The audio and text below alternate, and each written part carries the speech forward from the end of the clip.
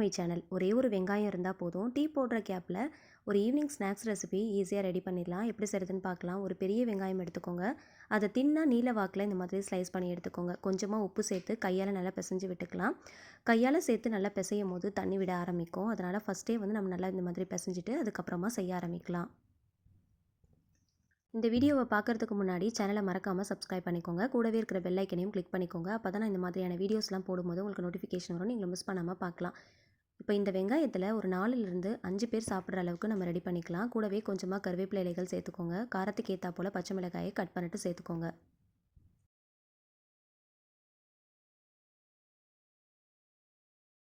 இதில் தேவையான அளவுக்கு மசாலா பொருட்கள் சேர்த்துக்கலாம். ஒரு 1/4 ஸ்பூன் அளவுக்கு மஞ்சள் தூள், உங்களுக்கு காரத்துக்கு ஏற்றா போல் காஷ்மீரி ரெட் சில்லி நான் ஒரு 1/2 டீஸ்பூன் அளவுக்கு சேர்த்துருக்கிறேன். ஒரு 1/2 ஸ்பூன் மிளகுத்தூளும் ஜீரகத்தூளும் சேர்த்துக்கலாம். 1 ஸ்பூன் தனியாத்தூள், 1/2 ஸ்பூன் கரம் மசாலா சேர்த்து கையால் நல்லா பிசைஞ்சு விட்டுக்கோங்க. எந்த அளவுக்கு கையால் நல்லா அழுத்தி பிசைய முடியுமோ அந்த அளவுக்கு நல்லா அழுத்தி பிசைஞ்சுக்கோங்க. இதிலேருந்து தண்ணி விட ஆரம்பிக்கும். இந்த தண்ணியிலேயே தான் நம்ம இந்த ரெசிபி பண்ண போகிறோம். எக்ஸ்ட்ராவாக நம்ம வாட்டர் எதுவுமே ஆட் பண்ண போகிறது கிடையாது. அதனால் நல்லா கையால் அழுத்தி பிசைஞ்சு எடுத்துக்கோங்க. இதில் ஒரு 2 டேபிள் ஸ்பூன் அளவுக்கு அரிசி மாவு சேர்த்துக்கலாம். 1 ஸ்பூன் அளவுக்கு மட்டும் கார்ன்ஃப்ளவர் மாவு சேர்த்துக்கலாம். ஒரு கிறிஸ்பினஸ்க்காக தான் நம்ம சேர்க்குறோம். 1/2 ஸ்பூன் இஞ்சி பூண்டு பேஸ்ட்டு சேர்த்துட்டு கொஞ்சம் கொஞ்சமாக கடலை மாவு சேர்த்து நம்ம பிசைஞ்சு விட்டுக்கலாம். மொத்தமாக சேர்க்க தேவையில்ல. ஒரு சிட்டிகை அளவுக்கு சோடா உப்பு சேர்த்துக்கலாம். இது எல்லாத்தையுமே நல்லா கைவிட்டு நல்லா மிக்ஸ் பண்ணி விட்டுக்கோங்க. கடலை மாவு நம்ம மொத்தமாக சேர்த்துட்டோம் அப்படின்னா பஜ்ஜி மாதிரி ஆகிடும். அதனால் கொஞ்சம் கொஞ்சமாக சேர்த்து கையால் நல்லா அழுத்தி பிசைஞ்சு விட்டுக்கோங்க. நமக்கு தேவைப்படுற அளவுக்கு நம்ம சேர்த்துக்கிட்டா போதும். இதுக்கு தண்ணியெல்லாம் எதுவும் தேவைப்படாது. இதில் இருக்கிற அந்த தண்ணியிலே நம்ம பிசைஞ்சு எடுத்துக்கலாம். தேவைப்பட்டால் கொஞ்சமாக தெளிச்சிட்டு மட்டும் பிசைஞ்சுக்கோங்க. இந்த அளவுக்கு நல்லா கெட்டியமாக பிசைஞ்சு எடுத்துக்கோங்க. நம்ம இதில் சேர்த்துருக்கிற இந்த மாவு எல்லாமே இந்த வெங்காயத்தில் ஒட்டியும் ஒட்டாதது மாதிரி இருக்கணும். அந்த மாதிரி நல்லா பக்குவமாக பிசைஞ்சு எடுத்துக்கோங்க. ஒரு கடாயில் கொஞ்சமாக தேவையான அளவுக்கு மட்டும் எண்ணெய் ஊற்றிட்டு நல்லா சூடாக இருக்கும் போது இதை கொஞ்சம் கொஞ்சமாக போட்டு எடுத்துடலாம். நல்லா உதிர்த்து போட்டு விடுங்க. மொத்தமாக அப்படியே போட்டுறாமல் கொஞ்சம் கொஞ்சமாக உதிர்த்து போட்டு நல்லா பொரித்து எடுத்துக்கலாம்.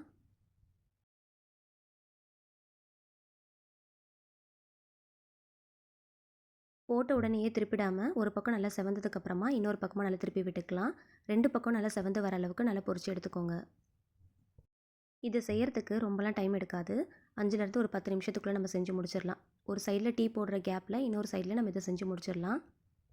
டீ கடைகளில் பேக்கரியிலலாம் நம்ம சாப்பிடுவோம் இல்லையா? ஸோ அந்த மாதிரி நல்லா டேஸ்ட்டான ஒரு ஆனியன் பக்கோடா நம்ம வீட்டிலேயே செஞ்சிடலாம்.